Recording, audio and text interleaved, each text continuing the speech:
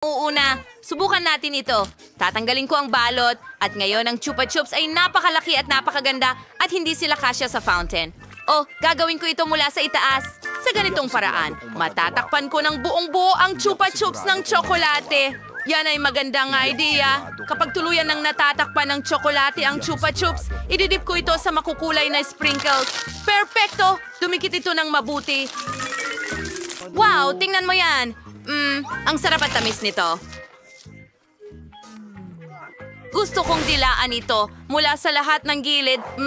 Ang sarap. Gloria, maaari mong kainin ang iyong mga lemon.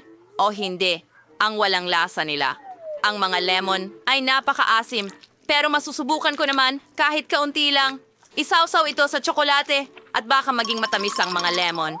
Subukan natin. Okay, kaunting tapang at nananatiling maasim. Ewang asim na yan ay gulo. Ugh! Pero kailangan kong kainin lahat. Kunin lahat ng lakas ko. Oh, lahat ng aking lakas at kasamaan. Huli na. Hindi ko ito nagustuhan kahit kaunti. Well, Gloria, gumagawa ka ng napakagulong mukha. Mukha itong katawa-tawa. Ang buong